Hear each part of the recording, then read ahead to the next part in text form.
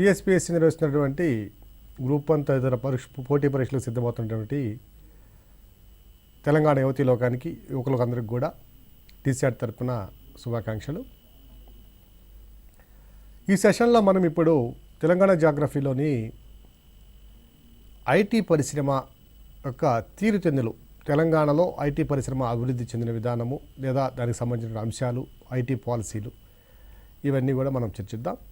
So ఇటు ప్రిలిమ్స్లోను ఇటు మెయిన్స్లోను రెండింటిలో కూడా ప్రాధాన్యత కలిగినటువంటి అంశం ఇది. సో మెయిన్స్ పాయింట్ ఆఫ్ వ్యూలో కనుక మనం పరిశీలించినట్లయితే తెలంగాణలో ఐటీ పరిశ్రమ పాలసీ లేదా ఈ మధ్యలో విడుదలైనటువంటి ఐటీ పాలసీలోని లక్ష్యాలను చర్చించండి అనే విధంగా ప్రశ్న అడగ అవకాశం ఉంది మనకి. ఇక్కడ తెలంగాణలో ఉన్నటువంటి హైదరాబాద్ నగరం అనేది ఈరోజు దేశవ్యాప్తంగా ఉన్నటువంటి ఐటీ అభివృద్ధి చెందినటువంటి నగరాల్లో 4వ అతిపెద్ద నగరంగా 4th లార్జెస్ట్ ఐటీ హబ్గా ఉంది. So 4th largest IT hub ఇది మనకి ఇక్కడ. అలాగే మొత్తం మీద హైదరాబాద్ నగరంలో చూసినట్లయితే 1200 ఐటీ కంపెనీస్ కూడా మనకు ఉన్నాయి ఇక్కడ. సో ఈ 1200 ఐటీ కంపెనీస్ ద్వారా దాదాపు 4.5 లక్షల మందికి ప్రత్యక్ష ఉపాధి లేదా ఉద్యోగ అవకాశాలు ఉన్నాయి. ఇది ప్రత్యక్షంగా డైరెక్ట్ ఎంప్లాయ్మెంటు. అలాగే ఇండైరెక్ట్గా కానీ చూసినట్లయితే దాదాపుగా ఒక 6.5 లక్షల మందికి కూడా దీని ద్వారా ఉపాధి అవకాశాలు, ఉద్యోగ అవకాశాలు లభిస్తున్నాయి. సో ప్రత్యక్షంగాను పరోక్షంగాను రెండు విధంగా చూసుకున్నట్లయితే దాదాపు 11 నుంచి 12 లక్షల వరకు కూడా ఉపాధిని, ఉద్యోగాల్ని కల్పిస్తున్నటువంటి పరిశ్రమ చాలా గణనీయంగా అభివృద్ధి చెందుతున్నటువంటి పరిశ్రమ, చాలా ప్రధానమైనదిగా మనం భావించాలి ఇక్కడ. సో వీటి ద్వారా మనకు వస్తున్నటువంటి ఉత్పత్తి విలువలు కనుక మనం పరిశీలించినట్లయితే information technology and information technology enabled services, IT and ITES, ఈ రెండు రంగాల నుంచి వస్తున్నటువంటి మనకి ఎక్స్పోర్ట్స్ విలువను కనుక మనం చూసినట్లయితే ఎగుమతుల విలువ, ఈ ఎగుమతుల విలువ దాదాపుగా మనకి 2016-17లోనే 60,000 కోట్లు దాటడం జరిగింది.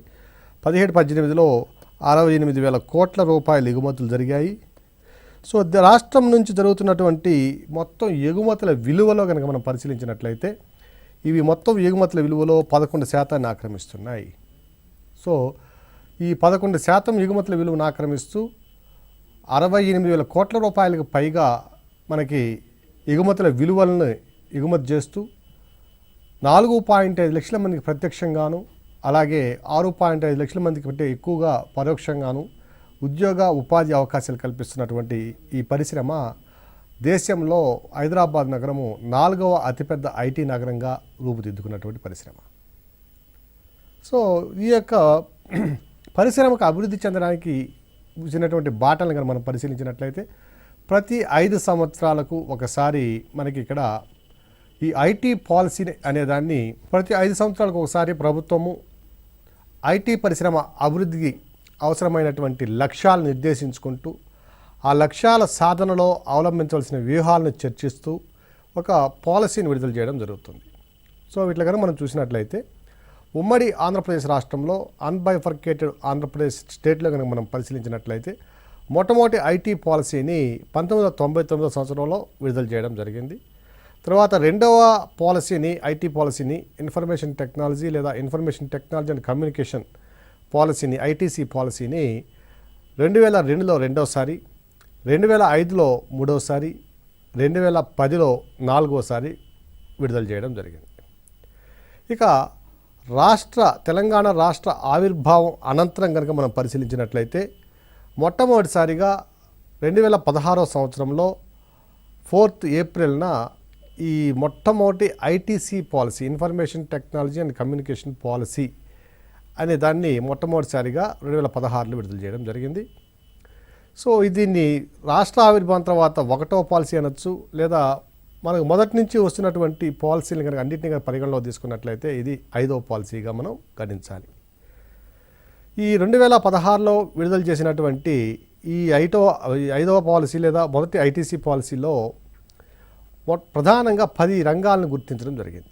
సో 10 ప్రధానమైనటువంటి రంగాలను గుర్తించి ఆయా రంగాలలో ఉన్నటువంటి పరిస్థితిని సమీక్షిస్తూ ఆయా రంగాల అభివృద్ధికి తీసుకోవాల్సిన చర్యల్ని ఆ తీసుకోవడానికి అవసరమైనటువంటి మార్గాల్ని కూడా ఈ ఐటీసీ పాలసీలో మనం చర్చించడం జరిగింది. అందులో ఉన్నటువంటి ఈ 10 లక్ష్యాలను కనుక మనం పరిశీలించినట్లయితే మొట్టమొదటిది expansion of IT and ITES units.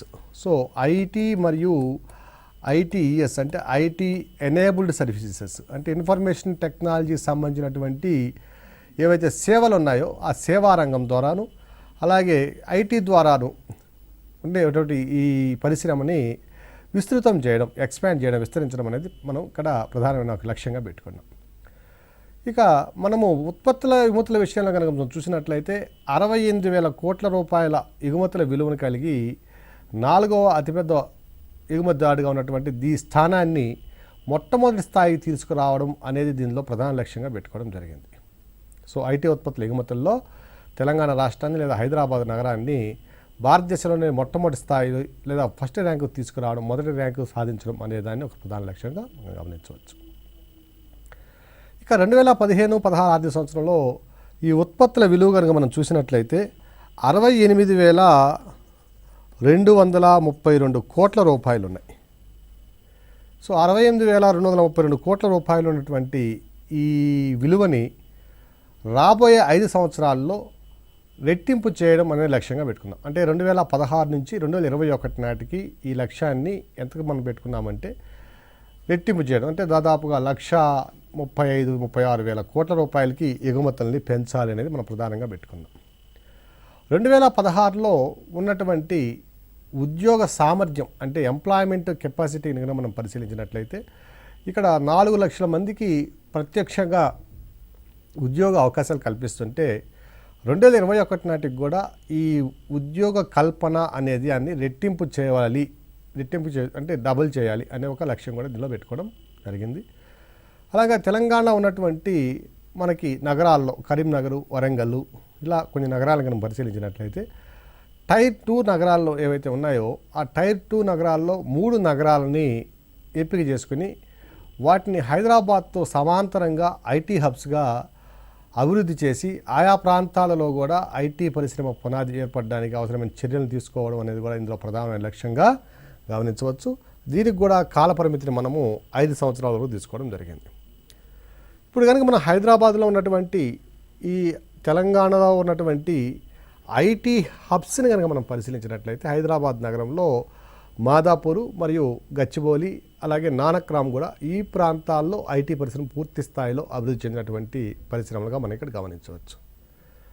So ఈ ప్రాంతాలే కాకుండా భవిష్యత్తులో రాబోయేటువంటి 5 సంవత్సరాల్లో 2021 నాటికి 2022 నాటికి మనకి ఈ ఐటీ పార్కుల్ని వికేంద్రీకృతం చేసి ఆదిబట్ల మరియు పోచారాలలో కూడా వీటి యొక్క అభివృద్ధిని మనము ఆకాంక్షించాలి, అభివృద్ధి జరగాలి అనే ఒక లక్ష్యాన్ని కూడా ఇందులో పెట్టుకోవడం జరిగింది.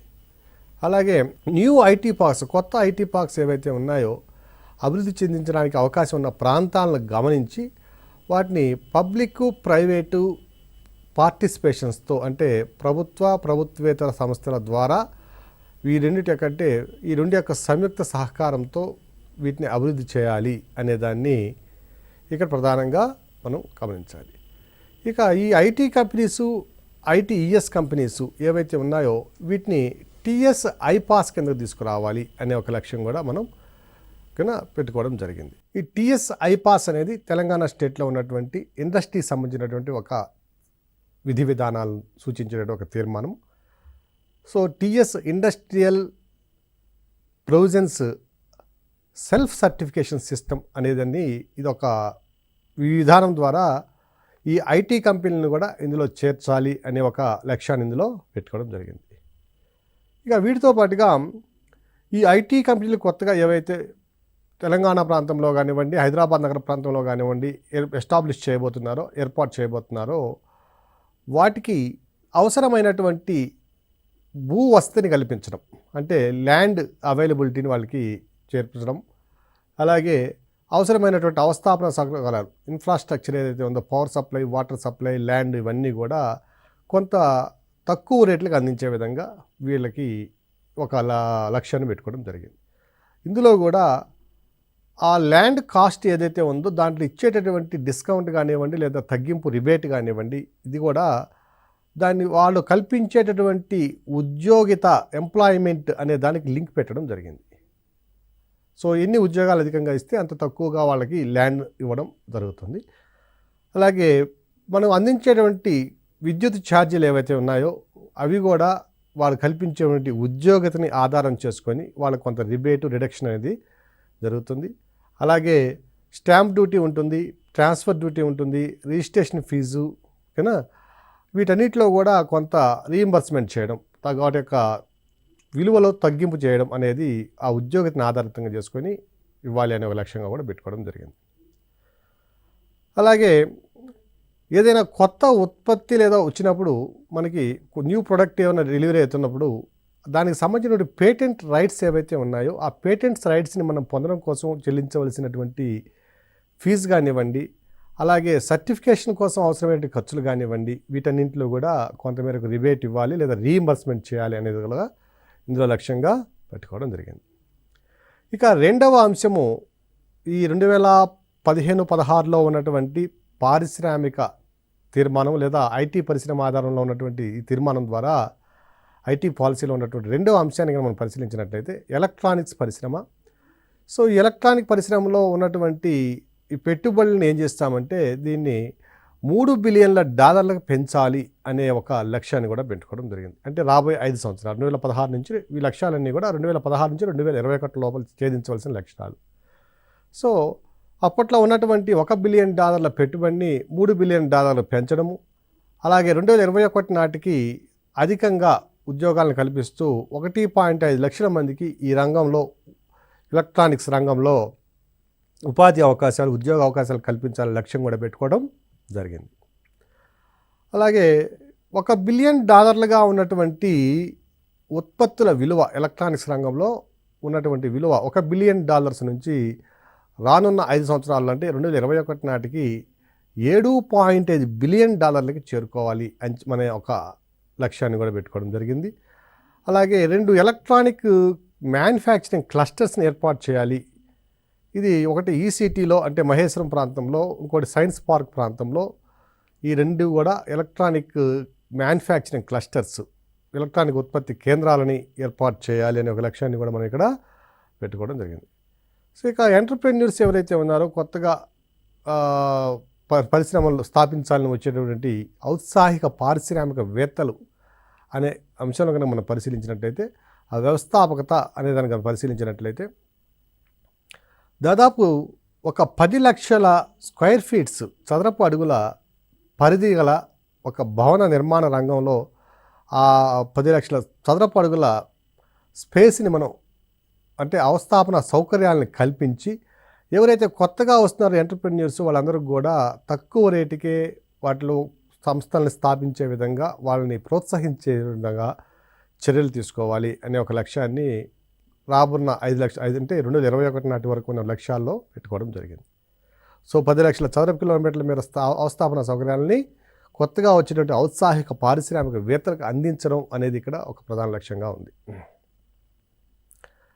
అలాగే అంతర్జాతీయంగా ఉన్నటువంటి ఆర్థిక సంస్థలు లేదా ఆర్థిక వ్యవస్థలు ఏదైతే ఉన్నాయో వాటన్నింటితో కూడా మనకి సానుకూలత సంబంధాలను నెరవేర్చుకోవడం ద్వారా, అలాగే కొత్తగా వచ్చేటువంటి ఔత్సాహిక పారిశ్రామికవేత్తలను ఆయా సంస్థల నుంచి కానివ్వండి, వాటి ద్వారా కానివ్వండి వాళ్ళని ఉత్సాహపరిచి తెలంగాణ ప్రాంతంలో ఈ ఐటీ పరిశ్రమలు స్థాపించే విధంగా వాళ్ళని ప్రోత్సహించే విధంగా సంబంధాలను నిలపాలి అనే ఒక లక్ష్యాన్ని కూడా పెట్టుకోవడం జరిగింది. అంటే ఇంటర్నేషనల్ ఫైనాన్స్ ఇన్స్టిట్యూషన్స్ ఏవైతే ఉన్నాయో వాటి ద్వారా 2,000 కోట్ల రూపాయల వరకు ఫండ్స్ని సేకరించి, నిధులను సమీకరించి కొత్తగా వచ్చిన ఔత్సాహిక పారిశ్రామికవేత్తలను కూడా మనం వాళ్ళకి తగినటువంటి సదుపాయాలు కల్పించాలనే లక్ష్యంగా పెట్టుకోవడం జరిగింది. అలాగే రానున్నటువంటి 5 సంవత్సరాలు అంటే 2021 సంవత్సరం వరకు 2016 నుంచి ఒక 5,000 స్టార్టప్ కంపెనీస్కి ఒక మెంటార్షిప్ ఇవ్వడము, అలాగే వాళ్ళకి అవసరమైనటువంటి గైడెన్స్ ఇవ్వడము, వాళ్ళు సరైన క్రమంలో తీర్చిదిద్దడము, ఆ సంస్థ అభివృద్ధి చెందేలా మనం ప్రోత్సహించడము, విధి విధానాలు నిర్ణయించడం అనే అంశాలను కూడా ఇందులో లక్ష్యాలుగా పెట్టుకోవడం జరిగింది.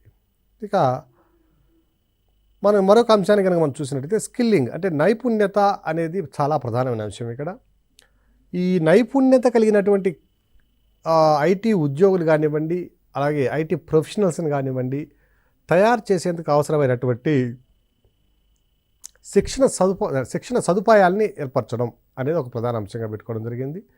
అందువల్లనే 2016 నుంచి 2021 వరకు ప్రతి 5 సంవత్సరాలకి, అంటే ఈ 5 సంవత్సరాల్లో ప్రతి సంవత్సరము 25,000 మంది చొప్పున వీళ్ళందరికీ కూడా ఐటీ పరిశ్రమ ద్వారా లేదా ఐటీ పరిశ్రమకు అవసరమైనటువంటి శిక్షణను అందించి వారిని వివిధ ప్రాంతాల్లో వాళ్ళకి యొక్క ఎంప్లాయ్మెంట్ చూపించడం, ఉద్యోగం చూపించడం అనేది ప్రధాన లక్ష్యంగా పెట్టుకోవడం జరిగింది. టాస్క్ అనే ఒక ప్రోగ్రామ్ని పెట్టుకోవడం జరిగింది.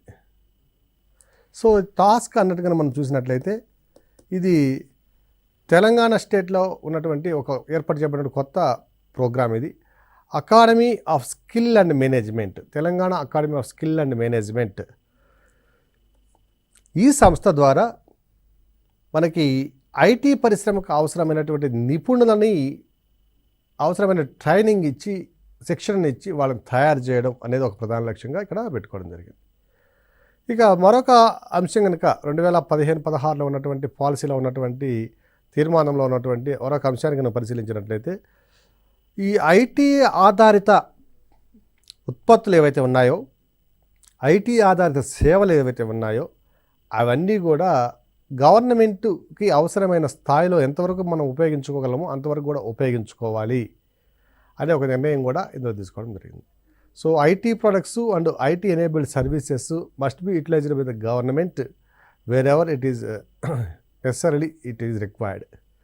So utilisation and purchase of IT services from the IT companies of Hyderabad is also one of the objective or goal of the policy. ఇక కొత్తగా ఏమైనా చొరవలు ఏమేమి తీసుకోవాలి, న్యూ ఇనిషియేటివ్స్ ఏం తీసుకోవాలి అనేది కనుక మనం పరిశీలించినట్లయితే ఇది కూడా ఒక లక్ష్యంగా ఉంది. ఇక్కడ ఈ న్యూగా అంటే కొత్తగా వచ్చినటువంటి ఆలోచనల్ని మనము శాస్త్ర సాంకేతిక రంగాలకు అనుగుణంగా మనం మరుచుకొని దాని ద్వారా అభివృద్ధిని సాధించడం అనేది ఇందులో ప్రధాన లక్ష్యం. అయితే ఇందులో భాగంగా ఉదాహరణకి డేటా అనలిటిక్స్ పార్కు, అదే గేమ్ పార్కు, అలాగే డేటా సెంటర్ క్యాంపస్, ఇలాంటి క్లస్టర్స్ని క్రియేట్ చేయడం ద్వారా మనకి ఉద్యోగ ఉపాధి అవకాశాలను పెంచుకోవడం, తద్వారా అభివృద్ధిని సాధించడం కూడా ఇందులో ప్రధాన లక్ష్యంగా మనం గమనించవచ్చు. ఉదాహరణకి కొన్ని ప్రత్యేకమైన రంగాలను కనుక మనం పరిశీలించినట్లయితే, అంటే ఒక స్పెషలైజ్డ్ వింగ్ కనుక పరిశీలించినట్లయితే creation of specialised wings within the ITC department అనేది కూడా ఇందులో ప్రధాన లక్ష్యంగా పెట్టుకొని ఆ స్పెసిఫిక్ ఏరియాస్ ఏవైతే ఉన్నాయో దానికి సంబంధించినటువంటి అభివృద్ధిని కూడా కొనసాగించాలి అనే లక్ష్యంతో ఇంకొక లక్ష్యాన్ని కూడా పెట్టుకోవడం జరిగింది. దీనికి ఉదాహరణగా మనం చూసినట్లయితే ఫోటోనిక్స్ వ్యాలీ కార్పొరేషన్, ఇది కూడా ఒక ప్రత్యేకమైన సంస్థ. ఇక ఈ పాలసీలో ఉన్నటువంటి మరొక లక్ష్యాన్ని కనుక మనం పరిశీలించినట్లయితే ఇక్కడ electronic governance and governance. So ఈ రెండు గవర్నెన్స్ని మనము దీన్ని ఉపయోగించుకోవాలి అనేది ఒక ప్రధాన లక్ష్యంగా పెట్టుకోవడం జరిగింది. ఈ ఎలక్ట్రానికల్లీ డెలివరీ చేసే సర్వీసెస్ ఏవైతే ఉన్నాయో, ఈ సేవల ద్వారా మనం అందించే సేవలు ఏవైతే ఉన్నాయో, ప్రస్తుతం ఉన్నటువంటి 500 సేవల్ని రానున్న 3 సంవత్సరాల కాలంలో 700 వరకు ఈ ఎలక్ట్రానిక్ సర్వీసెస్ ద్వారా సేవలను అందించాలి అనే లక్ష్యం కూడా పెట్టుకోవడం జరిగింది.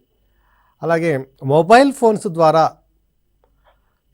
ఈ సేవ ద్వారా అందించేటటువంటి సేవలు ఏవైతే ఉన్నాయో వాటిని మొబైల్ ఫోన్స్ ద్వారా కూడా 50% వరకు ఫోన్స్లోనే ఆ సర్వీసెస్ అన్నీ కూడా, సేవలన్నీ కూడా అందించే విధంగా చేసినట్లయితే ప్రజలకు ఈ సేవల లభ్యత అనేది చాలా సులభతరం అవుతుంది అనే అంశాన్ని కూడా ఇక్కడ మనం లక్ష్యంగా పెట్టుకోవడం జరిగింది.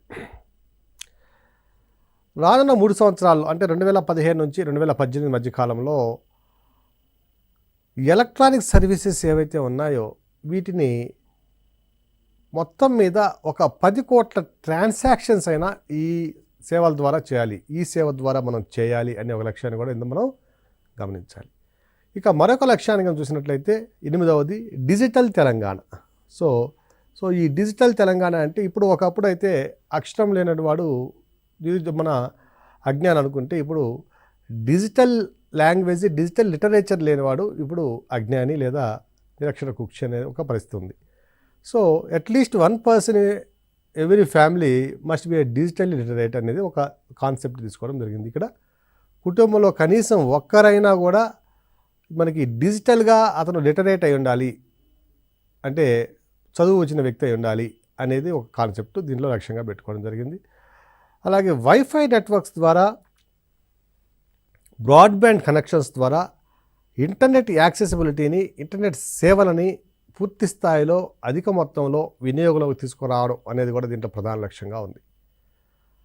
ప్రభుత్వ పాఠశాలలు ఏవైతే ఉన్నాయో అందులన్నింటిలో కూడా ప్రతి విద్యార్థిని డిజిటల్ లిటరేట్గా తయారు చేయాలి. కానీ 6వ తరగతికి వచ్చేటప్పటికి ప్రతి విద్యార్థి కూడా డిజిటల్గా ఏ ఫోన్ ఇచ్చినా కూడా, ఏదో సిస్టమ్ ఇచ్చినా కూడా ఆపరేట్ చేసి దాని నుంచి రావాల్సినటువంటి సేవలు వినియోగించుకునే స్థాయిలో వాళ్ళని తీర్చిదిద్దాలి అనే లక్ష్యం కూడా ఇక్కడ మనం గమనించాలి. అలాగే ప్రమోషన్ అనే అంశాలు కనుక మనం చూసినట్లయితే, అంటే ఇండస్ట్రీస్ని ఏ విధంగా మనం పూర్తి స్థాయిలో అభివృద్ధి చేయాలి, ఎటువంటి చర్యలు తీసుకోవాలి అనే అంశాన్ని కనుక మనం పరిశీలించినట్లయితే, ప్రమోషన్ యాక్టివిటీస్ కనుక పరిశీలిస్తే ఇవి అంతర్జాతీయంగా ఎక్కడ ఏ ప్రమోషన్ యాక్టివిటీ జరిగినా అందుకు మనము తెలంగాణ ప్రాంతం నుంచి మన ప్రతినిధులు ఆ ప్రమోషన్ ఈవెంట్ ఏదైతే ఉందో దాంట్లోకి పార్టిసిపేట్ చేయడము, అలాగే అంతర్జాతీయంగా ఉన్నటువంటి కొన్ని ప్రత్యేకమైనటువంటి ప్రాంతాలలో తెలంగాణ ఐటీ పరిశ్రమ యొక్క గొప్పతనాన్ని చాటుతూ మన తెలంగాణలో ఉన్నటువంటి ఐటీ పరిశ్రమలు, ఐటీ ఆధారిత సేవలకు మరిన్ని ఆర్డర్స్ లభించే విధంగా, బిజినెస్ అభివృద్ధి చెందే విధంగా చర్యలు తీసుకోవాలి. అలాగే ట్రేడ్ షోస్ ఏవైతే ఉన్నాయో, వాణిజ్య సంస్థలకు సంబంధించినటువంటి షోస్ ఏవైతే ఉన్నాయో ఇవి కూడా మనము పూర్తి స్థాయిలో మనము నిర్వహించాలి. అంతర్జాతీయ స్థాయిలో నిర్వహించేటటువంటి లేదా దేశీయ స్థాయిలో నిర్వహించేటువంటి ఈ ట్రేడ్ షోస్ ఏవైతే ఉన్నాయో వాటిని తప్పనిసరిగా మనం కూడా అటెండ్ కావాలి అనేది ఇందులో ప్రధానమైనటువంటి ప్రమోషన్స్లో ఉండే లక్ష్యంగా మనం గమనించాలి. ఇక వీటన్నిటి ద్వారా జీవన ప్రమాణాలలో కూడా మెరుగుదలను సాధించాలి అనేది కూడా ఒక లక్ష్యంగా ఇక్కడ మనం గమనించాలి. ఈ జీవన ప్రమాణాలను మెరుగుపరిచే అనే అంశాన్ని కనుక మనం పరిశీలించినట్లయితే దీనికి ప్రధానంగా మనకి అవసరమైనటువంటి ఏమిటంటే పర్యావరణంలో వస్తున్నటువంటి మార్పుల్ని గమనిస్తూ ఆ పర్యావరణ మార్పులకు కారణమైనటువంటి పొల్యూటెంట్స్, కాలుష్యాలు ఏవైతే ఉన్నాయో వాటిని నిరోధించేందుకు అవసరమైనటువంటి చర్యల్ని శాస్త్ర సాంకేతిక రంగాల అభివృద్ధి ద్వారా వాటిని మనం చేరుకోవాలి. సో ఐటీ ద్వారా మనము ప్రకృతిని కాపాడుకోవాలి అనే ఒక కాన్సెప్ట్ని కూడా ఇక్కడ మనం గమనించడానికి అవకాశం ఉంది. సో ఈ ఐటీ ఆధారిత సేవల ద్వారా ప్రజల జీవన ప్రమాణాలను పెంచడము, అలాగే ప్రకృతిలో ఉన్నటువంటి వనరులని కాపాడుకోవడం అనేది కూడా ఒక సుస్థిరాభివృద్ధి సాధించే విధంగా, అలాగే ఆయా భౌగోళిక ప్రాంతాల్లో ప్రమాణాలు మెరుగుపడే విధంగా ఒక లక్ష్యాన్ని కూడా ఇందులో మనము చేర్చుకోవడం జరిగింది. ఇది 2015-16 సంబంధించినటువంటి ఐటీ పాలసీ, తెలంగాణ రాష్ట్రం ఆవిర్భావం తర్వాత వచ్చినటువంటి మొదటి పాలసీ. ఇక రెండవ పాలసీని కనుక చూసినట్లయితే ఇది 2021-26 సంబంధించినటువంటి ఐటీ పాలసీ ఇది. సో ఈ 2021-26 సంబంధించినటువంటి సెకండ్ ఐటీ పాలసీని కనుక మనం పరిశీలించినట్లయితే దీంట్లో ప్రధాన లక్ష్యాన్ని కనుక మనం పరిశీలించినట్లయితే 75,000 కోట్ల రూపాయల పెట్టుబడులని ఆకర్షించడం అనేది దీంట్లో ప్రధానమైన లక్ష్యంగా మనం గమనించాలి. సో 75,000 కోట్ల పెట్టుబడి, అలాగే ఇప్పుడు ఉన్నటువంటి జాబ్స్కి అదనంగా ఒక 3 లక్షల ఉద్యోగాల కల్పన కూడా దీంట్లో ప్రధాన లక్ష్యంగా ఉంది. ఓకే, అలాగే ఈ ఐటీ ఆధారిత సేవల ద్వారా మనం అభివృద్ధి చేస్తున్నటువంటి నగరాలు ఏవైతే ఉన్నాయో, ఐటీ కంపెనీస్ కానివ్వండి, ఐటీఈఎస్ కంపెనీస్ కానీ అభివృద్ధి చేసిన నగరాలు మనకు ఏవైతే ఉన్నాయో తెలంగాణలో, వీటిని ప్రపంచవ్యాప్తంగా ఉన్నటువంటి స్మార్ట్ సిటీస్కి ఏ మాత్రము తీసిపోని విధంగా వీటన్నిటిని కూడా అభివృద్ధి చేయాలి అనేది ఒక లక్ష్యంగా పెట్టుకోవడం జరిగింది. సో స్మార్ట్ సిటీస్గా తీర్చిదిద్దడం, ప్రపంచ స్థాయిలో అంతర్జాతీయ ప్రమాణాలతో ఆ నగరాలను తీర్చిదిద్దడం కూడా దీంట్లో ప్రధానంగా మనం గమనించవచ్చు. ఇక మనం కనుక చూసినట్లయితే ఐటీఈఎస్ ఓకేనా, ఈ రంగాల్లో సాధించినటువంటి ప్రగతిని కనుక మనం పరిశీలించినట్లయితే 2015 నుంచి 2021 మధ్యలో కనుక చూసినట్లయితే సగటున 26.14% గణనీయమైనటువంటి ప్రగతిని సాధిస్తూ ఈ ఉత్పత్తుల విలువ కూడా అంతకుముందు 88,232 కోట్ల రూపాయలు ఉన్నటువంటి ఉత్పత్తుల విలువ ఇది 1,83,569 కోట్ల రూపాయలకి చేరడం కూడా మనం చూడవచ్చు. ఇది 2021 22 సంబంధించిన గణాంకాల ప్రకారము మనకి ఐటీ ఆధారిత ఉత్పత్తుల యొక్క విలువ అంటే మనము పరిశీలించినట్లయితే ఈ సంవత్సరంలో 1,83,569 కోట్ల రూపాయలు మనం చూడవచ్చు. ఇక ఈ 2021-26లో ఉన్నటువంటి ఈ లక్ష్యాలని కనుక మనం పరిశీలించినట్లయితే ఇందులో కూడా ఒక 10 లక్ష్యాలని మనము గమనించాలి. అందులో మొదటిది వచ్చి ఈ ఐటీఎస్ సంబంధించినటువంటి ఉత్పత్తుల విలువను పెంచడం. సో ఉత్పత్తుల విలువని పెంచడము, ఐటీఎస్ ప్రొడక్ట్స్ డెవలప్మెంటు, అలాగే రీసెర్చ్ అండ్ డెవలప్మెంట్ పరిశోధన రంగాల్లో వీటికి సంబంధించినటువంటి పరిశోధనలు కూడా చేయడము. ఇక రెండవది వచ్చి ఎలక్ట్రానిక్స్. ఇక్కడ కూడా ఇంతకుముందు ఉన్నటువంటి పాలసీలో ఉన్నటువంటి ఆ లక్ష్యం, రెండవ లక్ష్యం ఇక్కడ కూడా మనం గమనించవచ్చు. అలాగే ఇంప్రూవ్మెంట్ ఆఫ్ ఎంటర్‌ప్రెన్యూర్‌షిప్ అంటే స్టార్టప్స్ కంపెనీస్ని అభివృద్ధి చేయడము, స్టార్టప్ కంపెనీస్ని, అలాగే కొత్తగా వచ్చేటువంటి ఔత్సాహిక పారిశ్రామికవేత్తల్ని మనం ప్రోత్సహించడము. అలాగే నాలుగోది చూసినట్లయితే కాంటాక్ట్లెస్, పేపర్లెస్ అండ్ ఈ విధంగా మన యొక్క ఐటీ పరిశ్రమలను అభివృద్ధి చేయడము. అలాగే గవర్నెన్స్ కూడా అత్యధికంగా ఈ పేపర్లెస్ గవర్నెన్స్గా మనం తీర్చిదిద్దడము. అంటే పరిపాలనకు సంబంధించినటువంటి అన్ని రంగాల్లో ఒకరితో ఒకరు సంబంధం లేకుండానే, పేపర్తో సంబంధం లేకుండా, ముఖాముఖిగా మనం మాట్లాడుకునే అవకాశం లేకుండా అంతా కూడా ఆన్లైన్లో ఈ నిర్వహణ, ఈ అడ్మినిస్ట్రేషన్ అంతా కూడా, గవర్నెన్స్ అంతా కూడా నిర్వహించడం అనేది ఒక ప్రధానమైన అంశంగా మనం ఇక్కడ గమనించాలి.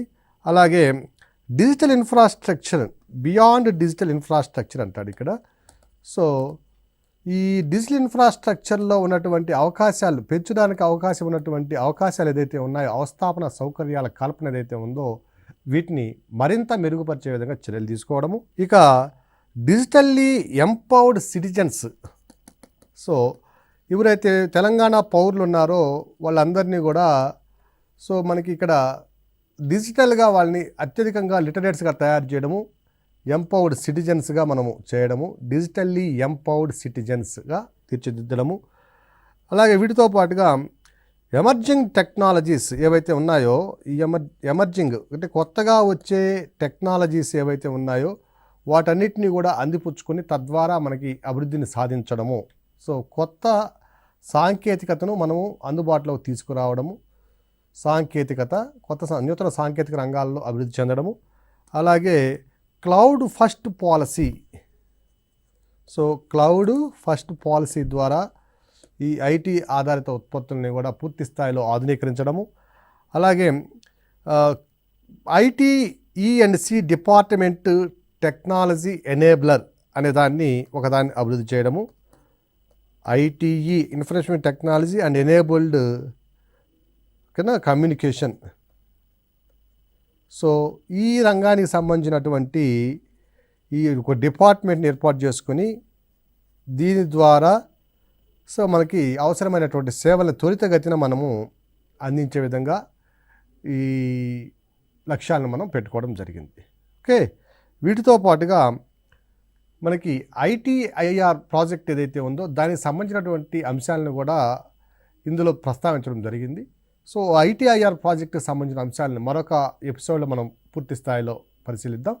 సో ఇక్కడ మనము ఈ అంశానికి సంబంధించినటువంటి ప్రశ్నను కనుక మనం పరిశీలించినట్లయితే, తెలంగాణ ప్రభుత్వం రాష్ట్రంలో ఐటీ అభివృద్ధి తీసుకున్న చర్యలను వివరించండి అన్నప్పుడు మనము ఈ 2 లక్ష్యాలు ఏవైతే ఉన్నాయో, 2 పాలసీస్ ఏవైతే ఉన్నాయో, 2015-16 సంవత్సరంలో వచ్చినటువంటి పాలసీ, అలాగే 2021-26 వరకు సంబంధించినటువంటి పాలసీ, 21-22 సంవత్సరంలో వచ్చినటువంటి పాలసీ, ఈ 2 పాలసీలని చర్చిస్తూ మనము 2015-16లో వచ్చినటువంటి పాలసీలో వచ్చిన లక్ష్యాల్లో మనం ఏం లక్ష్యాలు పెట్టుకున్నాం, దాంట్లో ఎంతవరకు మనం సఫలీకృతం అయ్యాం. ఉదాహరణ చూసినట్లయితే 68,000 కోట్ల రూపాయలుగా ఉన్నటువంటి ఎగుమతుల విలువ ఈరోజు అది 1,80,000 కోట్ల రూపాయలకు పైగా, అంటే 1,83,569 కోట్ల రూపాయలకు చేరుకున్నది. అంటే అది గణనీయంగా సాధించిన ప్రగతి.